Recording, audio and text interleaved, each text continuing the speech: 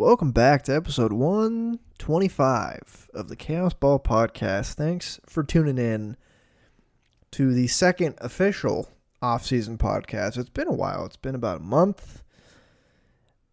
Not a ton has happened, really, since the last podcast, which was the off-season roadmap / the Josh Naylor gets signed episode. I'm not really going to talk about Josh Naylor in this episode. I think going into next season is when I'll try to figure out what they might get from this contract. Pete Alonso just signed a pretty big deal that makes the Naylor contract look pretty good. I mean, Pete Alonso, probably a better overall impact player than Josh Naylor, I would say. But Pete is a few years older, got a lot more money in 5 years. Well, excuse me. And Josh Naylor got $60 million less in 5 years, and he's 28 years old. So that made me feel pretty good. The winter meetings just happened, and the Mariners did do something right before the winter meetings. That's what I think most of this podcast is gonna be about. And I don't even know if it's gonna be that long, because really not a whole lot else has happened in Mariners land. I mean, a lot of other things have happened in baseball.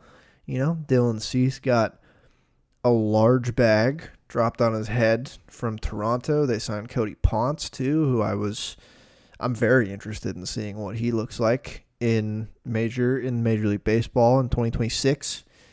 Edwin Diaz signed with the Dodgers. That wasn't shocking. Still kind of waiting for the chips to fall with the top pitchers besides Cease. Mainly like Imai is probably going to be the first one to sign after him just because there is a deadline. Framber's still available. Kyle Tucker's still there. It doesn't seem like... I've heard almost no rumors about Kyle Tucker. Even at the winter meetings, I heard literally nothing. So kind of quiet winter meetings, but the Mariners did do something right before the winter meetings, and that's what I'm going to talk about here today. Jerry made a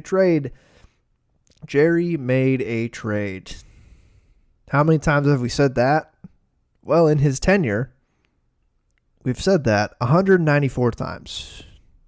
Just over 10 years now with the team. 194 trades. Just not insanity.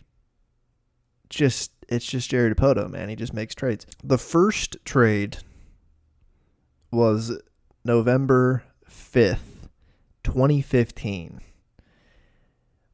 Do you remember what that first trade was? And now I have this open in front of me because I'm currently doing something of a project regarding Jerry Dipoto's trade history.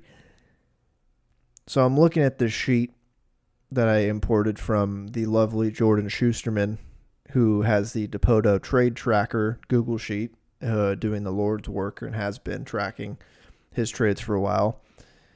The trade was with the Rays. Of course, he kicks off his trading addiction with the Seattle Mariners by trading with his favorite trade partner, the Tampa Bay Rays. That trade has a current Mariners staffer on it, included in the trade. It has multiple guys he's traded multiple times. It was Danny Farquhar, Brad Miller, and Logan Morrison, Lomo, to the Rays for Nate Karns, Boog Powell, and CJ Riffenhauser. I don't know if that's how you say his name. I think all three of those guys he ended up trading away he ended up trading away, and then maybe he traded again for Boog Powell. All I know is that those guys all ended up getting traded again by Jerry Dipoto. That was a bad trade. Just looking at it, he lost approximately 5-6 WAR depending on if you're looking at Baseball Reference or Fangraphs, because Logan Morrison ended up being pretty valuable in his short time with the Rays, and Boog Powell and CJ never even made it to the team for the Mariners. Nate Karns he pitched for sure. He definitely pitched for the Mariners. That's a thing. But Jerry's made another trade. It's 10 years later, 10 years and a month later, basically, from that trade.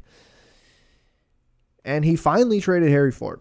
Now, I was going to record this pretty much right after that trade happened because that was a really major move. It came at a time when it was a little quiet in baseball too, which I feel like is just when Jerry loves to do his business. I think when you can hear a pen drop on the cold stove, Jerry likes to reignite the flame a little bit, and this he did it.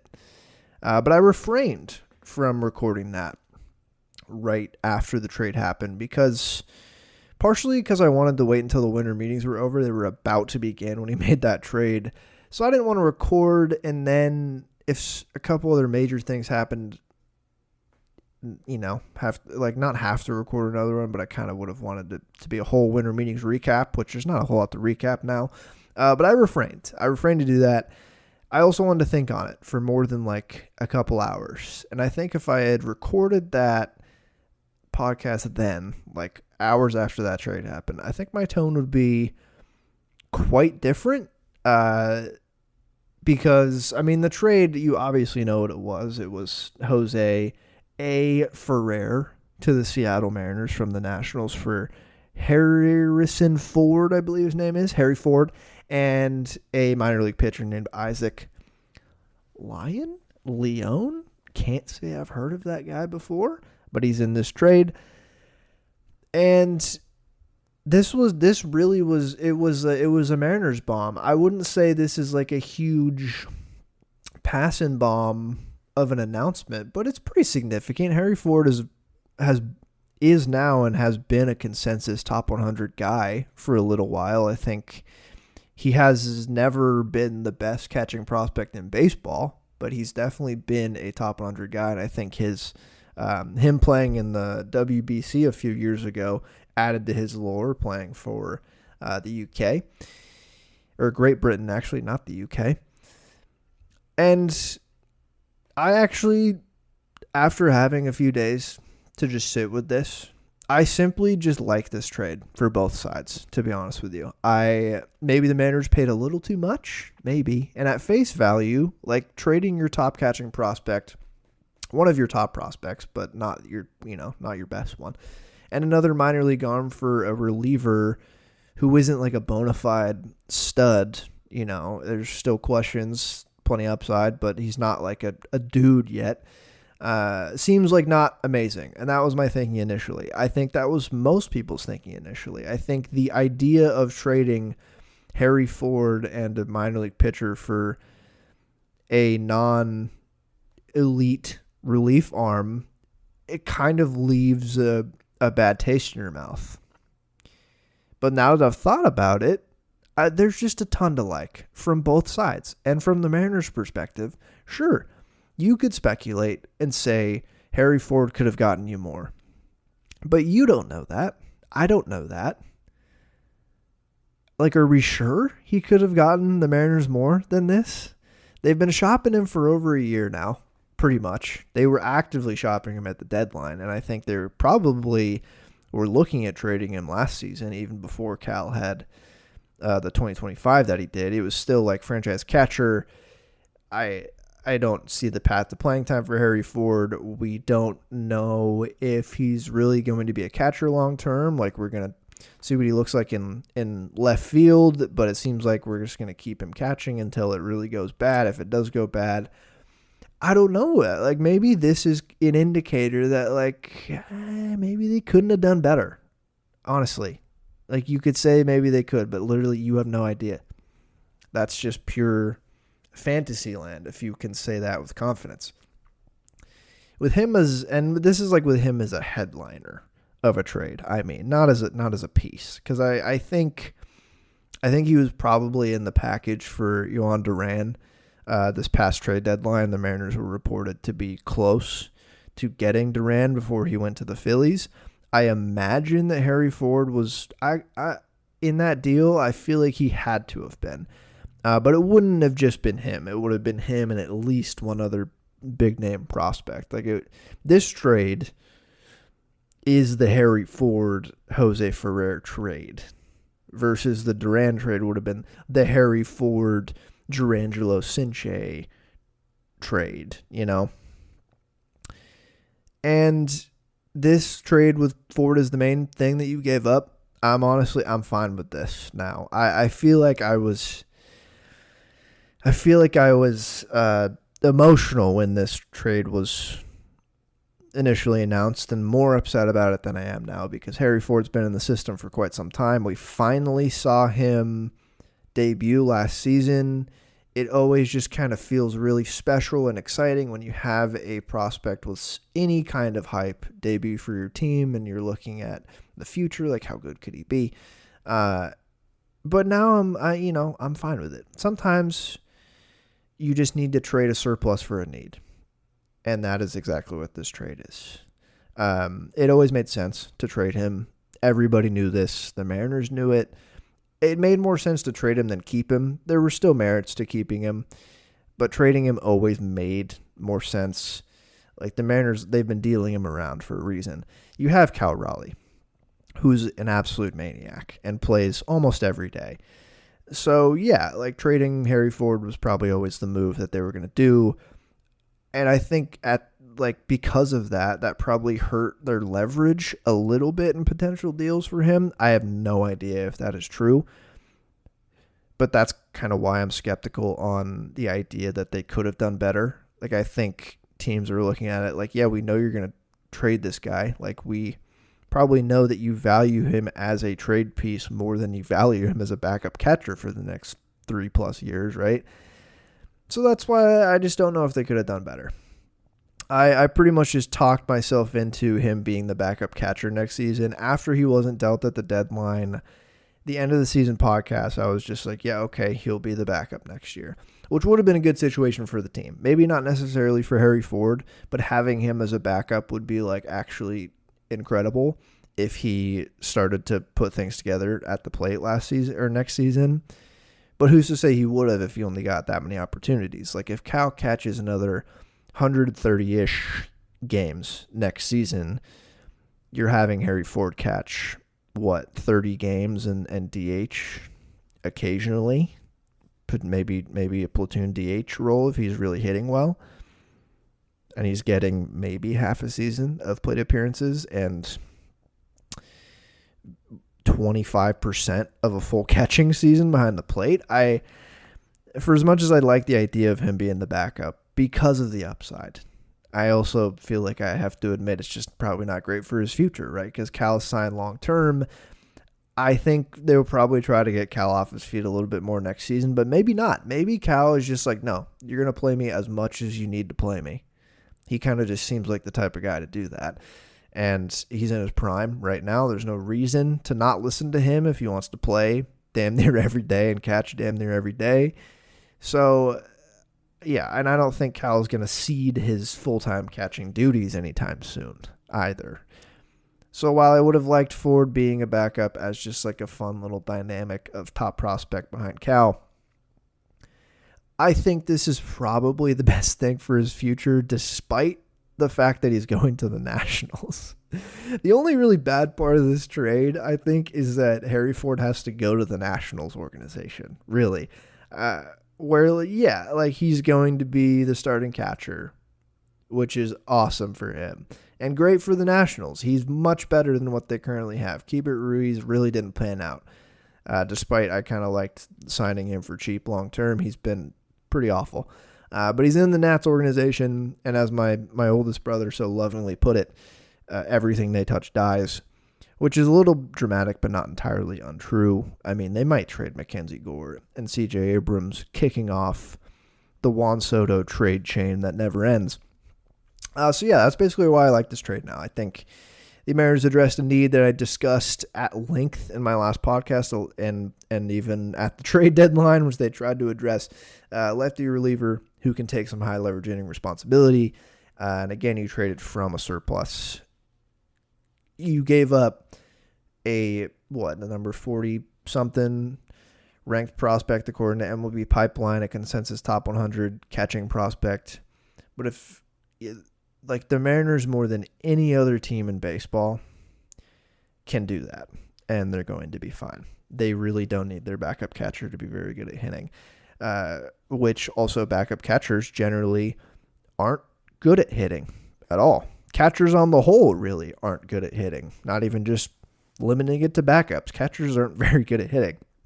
And then they also just took a catcher in the first round of the 2025 draft, like pick number, 35, I think, or something, in Luke Stevenson, who people seem incredibly high on. He had a really good start to his pro career, and people seem really high on him, and I fear that Jerry and the team might have just straight up done it again, and the scouting department popped off yet again, and they have another good hitting prospect on their hands. So if you're worried about catching prospect depth, he might just step into that void and fill it as a top 100 guy in a year or two. It's very possible. I'm already seeing him ranked pretty highly going into next season, and I'm like, it feels aggressive to call him a top 100 guy already, but the mid-season update next year, if he hits the ground running, maybe. The big con of losing Harry Ford is now you need a backup catcher. That's like the big thing that I was also a little hung up on, and a lot of other people were, where it's like, well, now you need a backup. And why is that bad? Well, it's the Mariners is really the only, like, they're the team that needs to worry about this the least, but you still need a backup catcher. And the backup catching market is incredibly bleak. Very bleak. Like I said, catchers are not good at hitting. Backup catchers really need to either be like an okay hitter, a good defender, or a really good hang who pitchers like. Like, you look at, like, maybe the perfect backup catcher who can't hit worth a damn, Austin Hedges. The guy keeps getting jobs. Why? Because he's both a really good defender and he seems like a great hang. Like, probably a potential next good manager. Maybe for the Cleveland Guardians after Stephen Vogt is out. Maybe, actually, that doesn't make sense. Vogt is so young. But, like, whatever. And I know a lot of people don't want him back, but Mitch Garver seems like a good hang. I don't think he's actually an okay hitter in the catching world. I don't think he's a very good defender, but he seems like a good hang. And we've all seen the reporting that him and Cal like each other, and the pitchers seem to like him. And the Mariners, right after this trade, said they'd be open to a reunion with him. So I think the backup catching position is heading at terminal velocity towards Mitch Garver's return. Like, it's him or Victor Caratini or Jonah Heim, many more names that are not impressive like that at all. The Mariners have talked about, and Adam Jude reported on this, that they really need two catchers now. They need to sign a major league guy to a deal, which is probably going to be Mitch Garver, to like a few $1 million to be the backup, and then they'll probably give a minor league deal to a vet catcher to go to spring training, probably start the year in AAA. And how those usually work is they have a clause where if they get to the majors, they get on a deal that's probably worth around $2 million. And sometimes after a certain amount of time in the minors, they can just elect free agency. If they don't make it to the major leagues to go sign with another team, they'll do a deal like that. Like, they'll probably be looking at, like, who are the other old catchers available? Looking at the list on MLB Trade Rumors, Austin Barnes, Eric Haas, Tom Murphy. Hey, maybe, honestly, you know what? Maybe they'll give a contract to Tom Murphy. Christian Vasquez, Jacob Stallings. Those seem like a minor league deal with a major league option type of deal, type of guy. You know what? It feels like they're going to re-sign Mitch Garver, and he'll be on like a $4 million deal or something like that. Really not much. Why the hell not give a Tom Murphy minor league deal with a major league option? You know? What the hell? And, if Mitch is well-liked in the clubhouse, sure. Why not? Like, if he's well-liked and also already knows the pitching staff really well, he's been there for 2 years. If the pitchers also like him, just sure. like his production at the plate last season actually was fine for a backup catcher if you look at it through the backup catching lens. And Mitch Garver, the backup catcher on a few $1,000,000 a year deal, 1 year deal, catching 30 games a year and being a good hang in the clubhouse, is a lot more palatable than Mitch Garver at $12 million AAV, flailing in the box as the backup catcher / full-time platoon DH. Expectation plays a huge part, and obviously played a massive part in how the fans felt about him, how I felt about him, how everyone pretty much felt about him. He was signed as a guy who was going to mash lefties as a DH and catch occasionally, and he just didn't do that. And it also just wasn't a good watch. Like, he showed his ability to draw walks, which has always been one of his big strengths, but the slug just was not there. Honestly, his ability to draw walks also led to him, I think, honestly being too passive at times at pitches in the zone that he should have been trying to mash. But again, he knows the staff on a deal that's probably $5 million or less. I'm assuming probably around there. Sure. Backup catcher, the least of our worries, because Cal Raleigh exists and is the starter. And thinking about, like, I've seen the take that's like, now if Cal gets hurt, you're not going to have a good option. If Cal Raleigh gets hurt for a long period of time next season, Harry Ford is not the saving grace in that situation. Nobody is. That is a situation you never plan for, because in that situation, you're screwed either way, even if you had Harry Ford available then. So that's not a good reason to hold on to him. But enough about catchers. Now, Jose A Ferrer. Who is this guy? I'm sure you've seen plenty of people talk about him. Is he just a left-handed Carlos Vargas, or is he actually good? There's plenty to like about him.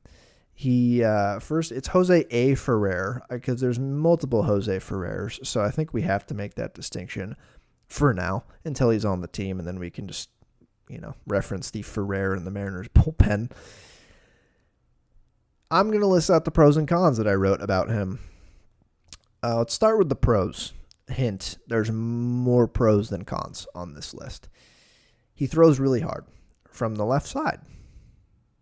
Not many guys do that.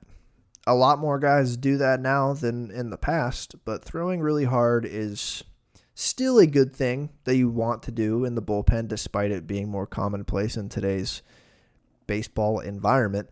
But from the left side, it's still a lot more rare to get a guy who can touch triple digits like he can.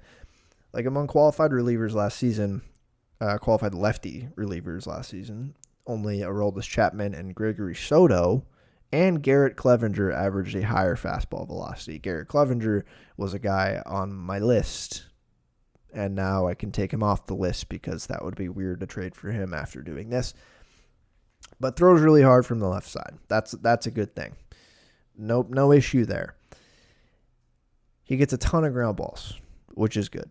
Lots of ground balls as a pitcher, generally good thing. It can leave you open to the BABIP monster, which he kind of got zapped by that last year when you give up a lot more ground balls. Like, his sinker gets a ton of ground balls, but also it averaged like a 300 average last season. I said this a lot.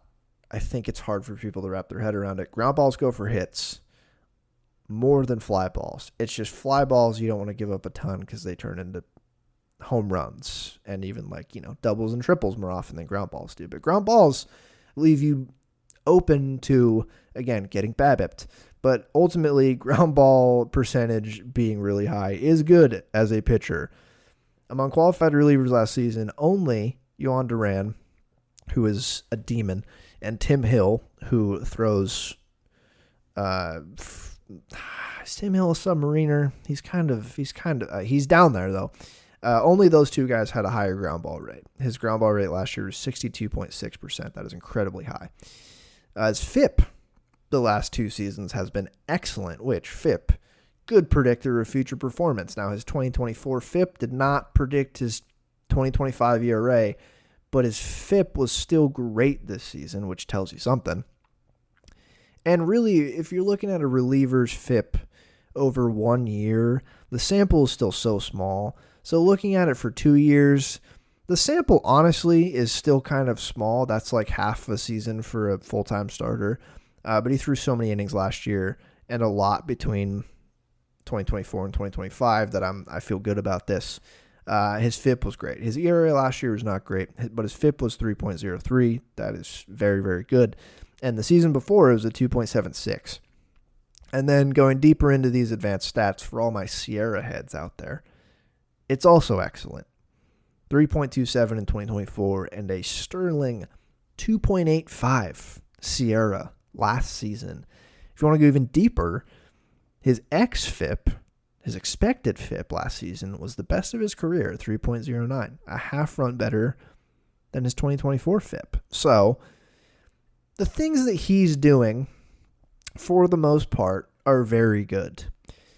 Why could a FIP be higher or lower than an ERA? Luck is a big factor in this, obviously. And quality of contact is also a big factor in this. If a guy might strike out a lot of people, get a lot of ground balls, not walk a ton of guys, but maybe occasionally he leaves a meatball in there and just gets absolutely destroyed. So quality of contact matters. But that's why Sierra exists. Sierra tells you as well that he's not giving up super hard contact when he gives up contact. Sierra takes quality of contact given up into play in their estimation of ERA. But why could FIP be low? Again, it's the ground ball rate, it's luck, it's BABIP a little bit, it's some combination of BABIP, situational pitching, what have you. The FIP being that low is a really good indicator of why people are pretty high on him and why the Mariners gave up that amount of why they gave up Harry Ford to get him. It's funny, the past couple transactions before like the winter meetings ones, it was like Dylan Cease signs a mega deal with the Blue Jays, Devin Williams signs a big deal with the Mets, and the Mariners give up Harry Ford for Jose Ferrer. And like old baseball heads must be just losing it looking at those guys' ERAs last year and seeing how much money they're getting and how the Mariners just traded Harry Ford for a guy with like a 4. What did he even have last year? I have it in front of me. A 4.48 ERA last year. Old baseball guys are like, what the hell is going on? These guys suck. But that's why stats exist, and that's why teams know more than old baseball fans. Continuing down the pros, here the pro list. He's very fun to watch. Electric stuff. That counts if you're trading for a guy. You know, he's fun to watch with electric stuff. Another one of my pros down here is he doesn't walk guys a lot. I'll talk about this more later, but it's not like he's wild. He's in the zone a lot, and his stuff is just crazy. It's so much fun to watch a lefty throw that hard. Another pro, he fulfills a big need for this team in the bullpen, like I talked about. Another pro on this list. He's 25. He turns 26 on July 1st of next year. So he's still in the prime age. And is under team control through the 2029 season. Part of why Harry Ford was traded for him. Like a high price for a reliever like this. Sure, but teams value control a lot. They value team control a ton. And so you always will see a higher price for a guy who isn't even in arbitration yet. And yeah, he is a reliever. But if you look at the ceiling, and if he reaches anywhere close to that ceiling, he could be very valuable and a very affordable reliever for this team for the next 4 seasons. My last pro on this list is his walk rate, 4.9% last season. One of the better walk rates in the league in the pen. Just does not walk guys a lot, lets him hit it. Part of why his ERA was high too. I mean, he gets a lot of contact and a lot of ground balls, like I said, and which is generally good. But it's near impossible to barrel him up. Like, he can get hit hard, but his barrel rate given up was so low, which is why he gets so many ground balls, and Sierra loves him. And that also just fits the Mariners' philosophy of living in the zone, not giving up free passes. Their staff that's kind of the ethos of their pitching staff is lots of fastballs and sliders, but also just letting guys hit it and not trying to limit free passes as much as possible. It plays into their ballpark they pitch in, their home ballpark, and it's just how they've built this pitching staff. So he kind of flows right into their core pitching philosophies already, I feel like. And that's my list of pros. That was a lot of them. Let's get into the cons. I have 2, but they're big cons. They're pretty big cons on the pro and con list. My first one, his K rate. Now this comes with like a slight asterisk because a 21.9% K rate, while on its face for reliever you want in the back of the bullpen, is not amazing. Which is why I asked, is he just a left-handed Carlos Vargas a little bit ago, which was really rude of me to say that because he's 21.9% K rate would be like, 6% higher than Carlos Vargas's K rate. He's not Carlos Vargas. He's better. Again, 21.9% K rate. Looking at that for a reliever who throws as hard as he does is like, oh, that's kind of low. But a 21.9% K rate paired with a near 63% ground ball rate is pretty great. Like as a pairing there, like that is a good combo to have. But if there are hopes that this guy is like a legit dog for your 8th and 9th innings for the foreseeable future, he's going to need to strike more guys out than that. Part of the reason why his ERA wasn't great last season, like I talked about why you can get BABIP sometimes with FIP, is that his strand rate was not great. And that tracks. When guys are on base, ground balls are still good. Ground balls can get double plays and outs. But when guys are on base and you're a relief pitcher, believe it or not, ground balls are worse than strikeouts. Ground balls turn into hits more often than fly balls. And fly balls and ground balls, any contact at all, again, it's crazy. Both turn into hits more often than strikeouts do. So you need to be able to strike guys out to get out of jams as a relief pitcher who wants to be like a potential great, amazing closer or setup guy in this league. So that's an area for improvement. Despite like the K- walk rate is good too because he doesn't walk guys. But I think the walk rate, I think he can afford to both walk more guys and get less ground balls if he can strike more guys out, which I think is probably where the Mariners are headed with him. My second and last con here, he's a reliever, and a pitcher. So this is a con because, like we literally just saw with Gregory Santos, they break all the time, whether it be physically and or mentally. Like Gregory Santos, definitely work ethic concerns there. That has been reported on. It's not speculation. But still, being a reliever, it is quite literally always, and being a pitcher at all, it's quite literally always more risky than getting a position player. They break a lot, especially in modern baseball. There is a world here where Jose A Ferrer is actually god-awful for the Seattle Mariners next year, the following year, however you want to slice it, and this trade's a big failure. There's also a world where he's awesome for the team and is pretty healthy, and there's a world for everything in between. But because he's a reliever who throws really hard, he's liable to break. Like, his age obviously helps. He's in his mid-20s. 25, great age, I would know. But this also makes me look at that team control through 2029 with skepticism because, like, yeah, sure, hypothetically, that's great. But it's not something I'm going to be boasting about because he's a reliever. Like, that's really the con here is he's liable to break. But that's not, you don't not do the deal because of that. Then you would never acquire any potentially great pitchers at all. But that's still just like in the back of your mind as a modern baseball fan is like, oh, okay, he throws really hard. Pretty much everyone gets surgery now. It's always what you got to think about.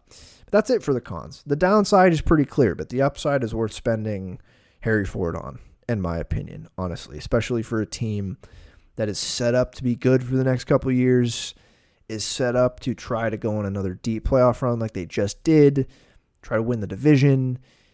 You need a really good bullpen in today's day and age to do that, and they were so close last year. The bullpen is not the ultimate reason why they lost, but it would have been helpful to have a slightly better bullpen going into the playoffs last year. And so he's going to help that, and he's going to help lengthen the pen a lot. And then like looking at his pitch mix, which I haven't really talked about yet, he's a heavy sinker baller. I know, shocking info, given up how much I just talked about his ground ball rate. But last season, he threw 71% sinkers, 22% changeups, and 7% slider. That was his only 3 pitches. I do think the Mariners likely have a plan for him, considering that they traded for him. I would wager a bet that he's going to use that slider more next season, probably in an effort to strike more guys out, like I talked about. But his sinker's pretty awesome. So that he's still probably going to be predominantly a sinker pitcher and a guy who gets a lot of ground balls. I don't think that is going to change. I just think some of the ratios are probably going to change. And again, he should keep throwing it. It's not like he should give it up. He can throw it 100 miles an hour. And his changeup had quite a nice whiff rate last season too. So that is good to have in your arsenal for right-handed batters as well, because if you want to truly be a big dog, you want to be able to get both sides of the plate out, not just lefties. But the good thing, he was super effective against lefties, which also is not a shock. I love that Baseball Savant now tells you the pitch mix versus either side of the plate. And if you listen to the show, that means you know ball, which means that it will not shock you that versus left-handed hitters, he threw a lot of sinker, almost no changeups, and 18% sliders, 78% sinker, and 4% changeup. And then versus right-handed batters, can you guess? He still threw a lot of sinker, 67%, almost no sliders at 2%, and then more changeups at 31%. So he has the ability to attack both sides of the plate pretty well. I will be pretty fascinated to see and read what changes or tweaks they make with him in the offseason, head into spring training, if any, or at least like when pitchers and catchers report. Because frankly, he could keep it pretty much the same and probably be fine. But like I said, my guess is the slider usage is going to increase. Maybe a new pitch in the mix, maybe a cutter, I don't know. Which gets me to how they're going to use him. Hearing the team talk about him, he's basically going to be that fourth big dog to complement. I've said dog a lot in this episode. The fourth big dog to complement the Munoz Brash Spire. Let's call it a dog pound, huh? Which is a pretty formidable foursome. Without even thinking about the rest of the bullpen, which has my sweet boy Edward Bizzardo and company. He has the ceiling of a lockdown ninth inning guy. But we know Munoz has that job locked up. But he gives you just another high leverage lefty, which they really needed. Like I'm sure he'll be deployed against lefties more often than righties, but him along with Spire both can get right-handed hitters out when they need to. So they wouldn't be considered lefty specialists, but they will obviously be deployed against lefties more often. There will be tons of high leverage opportunities against good left-handed hitters as well, which is where Ferrer will be called upon. And you can use him in interesting ways too, like because he gets so many ground balls and can strike guys out, but he gets so many ground balls that you can afford to try to put him in the middle of an inning with one out and a guy on first base against a lefty or even a righty, and you know 60% of the time he's getting a ground ball, and that might be a double play. So the big question here is how good he'll be, how effective he's going to be. Because if he does improve on that strikeout rate, let's say, he has that ceiling of a closer where you don't care about the handedness of hitters coming up. You can kind of just put him in against everyone. There's a reality in the future where Jose Ferrer can be deployed at any time you want. And that's what excites you about this. And he could be here for a while. But either way, I think he's going to be exceptionally good against left-handed hitters. Having him and Spire together will be great because Brash is an ideal guy to complement both of them on the other side of the platoon coin. And then Andres Munoz is one of the best closers in baseball.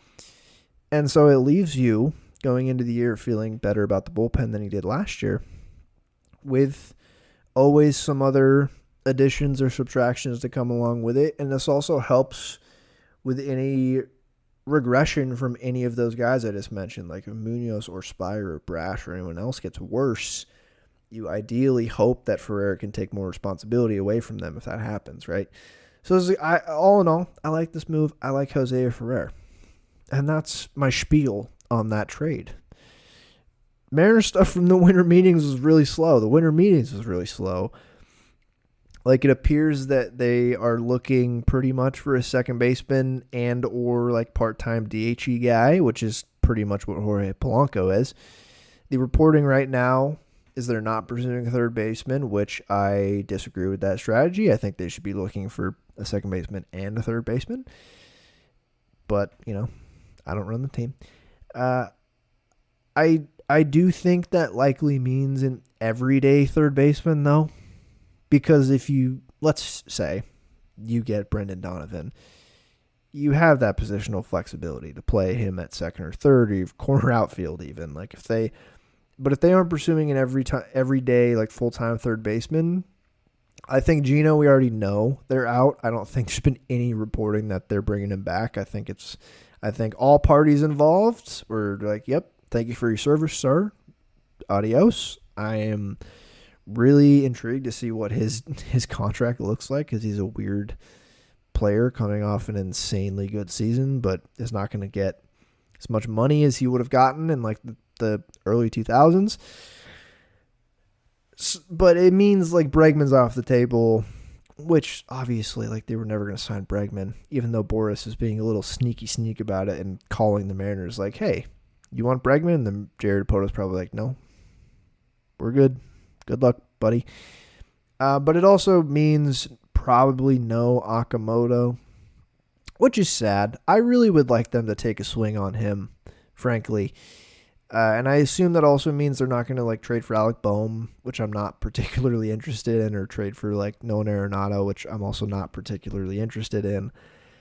And it means that we're heading towards probably a Ben Williamson, Colt Emerson, platoony type situation at third base, potentially on opening day, which would be something. Like it might just be Colt Emerson full-time third base on opening day. If the reporting from the last week turns out to be true and they don't address third base at all this offseason and they just like not get greedy, but get aggressive and say, Colt, we think you're ready right now. J.P. Crawford has this shortstop position for one more year. You were a better third base option than J.P. or Cole Young, so that's where we're going to put you. We believe you right now. And if they start him on opening day and he wins Rookie of the Year, they get that draft pick, and I'm sure they would love to get that again, like they got with Julio. So that's where they're at with the reporting. It sounds like I think they're still trying to bring back Polanco, but it sounds like it's just kind of really up in the air for him right now. Ketel Marte is still on the table, even though there's reports that they're looking for a Juan Soto type package, which of course they're going to say that. Doesn't mean they're going to get one. But he's a really good player, locked up on a very reasonable average annual value deal for the next, 6 years. Juan Soto is generational, but had how many years left on his deal? 2 when they got traded? So I get what they're saying. They're not going to come out and be like, yeah, we're looking for a pretty reasonable deal for Ketel's value. No, Diamondbacks are going to be like, yeah, we want all of your prospects. And your best pitching prospect who's already made it to the major leagues for Ketel Marte. They're obviously going to say that. So the Mariners are still in the mix, but a lot of teams are in the mix. I think every contender pretty much is going to want to get him, besides I'm assuming the Mets, since they just got Marcus Semien. But you're looking at like the Red Sox are probably a huge team in the Ketel Marte sweepstakes. A lot of other teams are. Blue Jays, I'm sure, would love to get him, even though they should just bring back Bo to play second base. And then Brendan Donovan is the other obvious one. I think the more and more I think about it, the more and more he makes the most sense, like even more than Polanco for the Mariners right now, because he has that positional versatility. He can play second and third. So it covers you in the event of Ben Williamson, Colt Emerson, or Cole Young sucking. He also can play outfield in the pinch if you need him to. And then maybe that gives you more versatility to get a more full-time DH guy. Or not full-time, but like bench guy you can DH when Cal's not DHing. I don't know. Brendan Donovan just feels like it makes more sense. But Polanco, still I think they're probably wanting Polanco back. But it was reported that he wants a 4-year contract. His agent is talking about a 4-year contract. I don't think any team is going to give him 4 years, but that might just be what it takes. Like I see a lot more people throwing around the phrase this offseason that's like, if you stick to your guns and your rational thinking, anytime you're trying to acquire a player, you will likely never sign or trade for a player. Like sometimes you just have to maybe overpay to get a guy that you want because of the circumstances of the offseason, you know? But I don't see any team giving Polanco, who's 32, 4 guaranteed years on that knee, respectfully, to Jorge Polanco. I know the Mariners offered him 2.